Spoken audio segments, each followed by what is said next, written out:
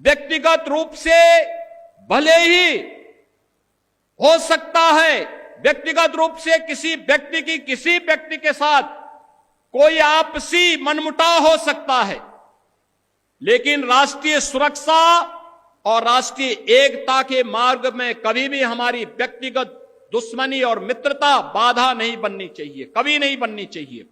जब भी राष्ट्रीय एकता की बात हो, हम सबको अपने मतभेदों से ऊपर उठ करके राष्ट्र के प्रति समर्पण और राष्ट्र प्रथम भाव के साथ अपने आप को एकता के सूत्र में बांधने के लिए, जिससे भारत एक बन सके, श्रेष्ठ बन सके।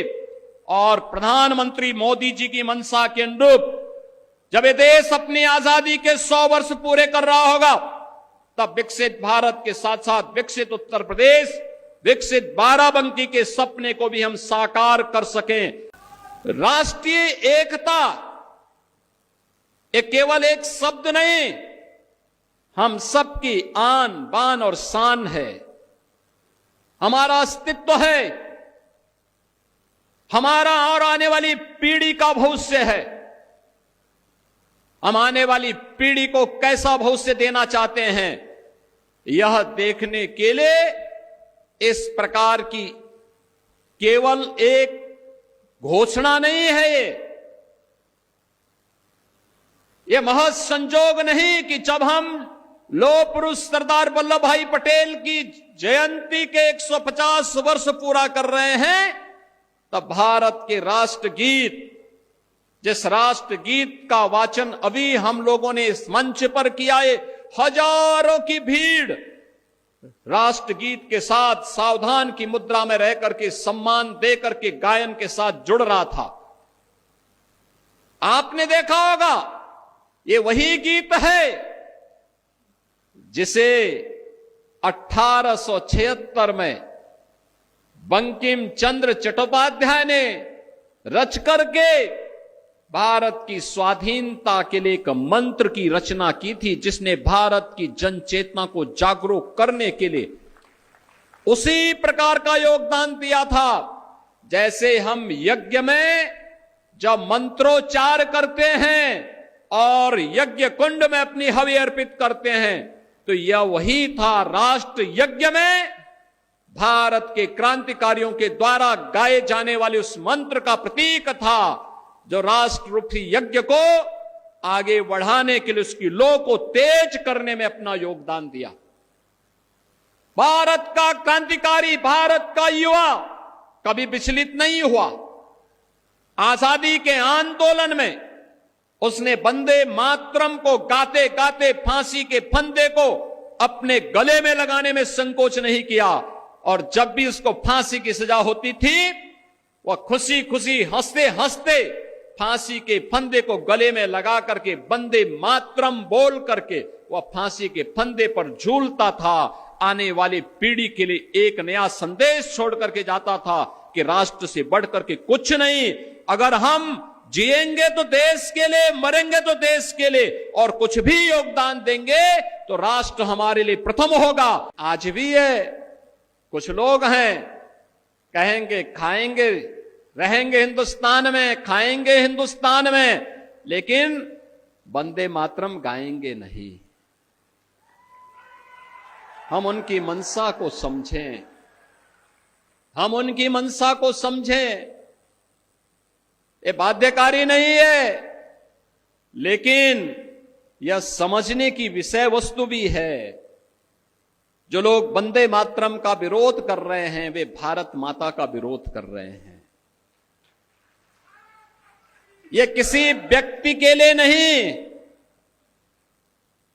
यह वंदे मातरम राष्ट्रीय गीत किसी व्यक्ति, किसी जाति, किसी क्षेत्र या किसी एक ईश्वर, किसी एक उपासना विधि के प्रति आग्रही नहीं बनाता है, बल्कि यह तो भारत माता की वंदना है। भारत माता के प्रति हमारी कृतज्ञता है। भारत माता के लिए गाए जाने वाले हमारे उस स्वर का प्रतीक है, जो हमारे अंतःकरण के भाव को व्यक्त करता है। और यह सच है, हमने देवी के 3 रूपों को महादुर्गा, महासरस्वती और महालक्ष्मी के रूप में ही पूजन करके भारत और भारतीयता को आगे बढ़ाने की शक्ति अर्जित की है, तो स्वाभाविक रूप से वंदे मातरम के माध्यम से भी इस सस्य श्यामला मातरम की इस भाव को ध्यान में रख करके हमने उसे महादुर्गा, महालक्ष्मी और महासरस्वती के रूप में उसकी वंदना करके भारत के प्रत्येक नागरिक से यह आग्रह किया है कि वह वंदे मातरम के साथ जुड़े, भारत की राष्ट्रीयता को मजबूती प्रदान करें। याद करिए, जिस गीत को स्वयं स्वर दिया हो गुरुदेव रविंद्रनाथ टैगोर ने, उस गीत का विरोध किया जा रहा है। भारत का क्रांतिकारी जिस गीत को गा करके फांसी के फंदे पर चूमता था, उसका विरोध किया जा रहा है। भारत की एकता और अखंडता का प्रतीक जो गीत है, उसका विरोध किया जा रहा है।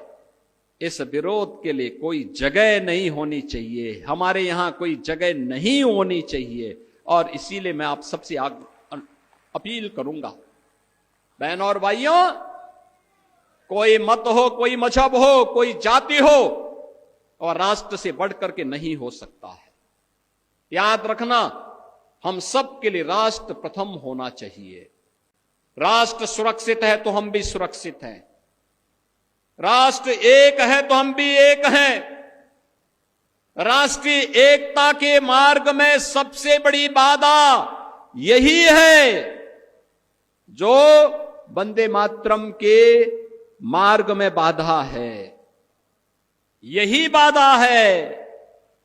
और इनको पहचानो, इन चेहरों को पहचानो जो शासकीय योजना में हड़पने की होड़ में पहली लाइन में खड़े होते हैं, लेकिन जब वंदे मातरम गाने की बात होती है तो कहते हैं कि नहीं, हम नहीं गाएंगे। बहनों और भाइयों, मैं तो आप सबसे कहूंगा, हमें राष्ट्रीय एकता के मार्ग की इन बाधाओं को दूर करना होगा। ये जातिवाद की राजनीति, परिवारवाद की राजनीति, क्षेत्रवाद की राजनीति, मत और मजहब के नाम पर विभाजन, समाज में किसी भी प्रकार की उस दुष्प्रवृत्ति को जो भाई को भाई से लड़ाने की, जाति को जाति के साथ लड़ाने की, एक क्षेत्र को दूसरे क्षेत्र से लड़ाने की, किसी दुराभिसंधि पर आधारित हो, उसको कतई हमें स्वीकार नहीं करना चाहिए, कतई स्वीकार नहीं करना चाहिए। याद करना, यह देश का इतिहास इस बात का गवाह है, और मैं बार बार इस बात को कहता हूं, ये जो देश गुलाम हुआ, ये ऐसे ही नहीं गुलाम हो गया था। पहले इस देश में आकर के विदेशी ताकतों ने, विदेशी विधर्मियों ने इस देश में आकर के पहले हमें आपस में लड़ाने का काम किया था, जाति को जाति से लड़ाने का काम किया था। जातीय सेनाएं खड़ी की थी, ये जातीय सेनाएं ऐसे ही लड़ा लड़ा करके पूरी ताकत को कमजोर कर दी, और बाद में फिर बीच में घुस करके एक पक्ष को अपने साथ जोड़ करके ये दिखाने का कार्य करती थी कि वह उनके हितैषी हैं, लेकिन वास्तव में हितैषी नहीं थे, वह तो देश पर काबिज करने के लिए आए थे। बहनों और भाइयों, इतिहास केवल पढ़ने की नहीं, आत्मावलोकन का एक अवसर भी हम सबको देता है।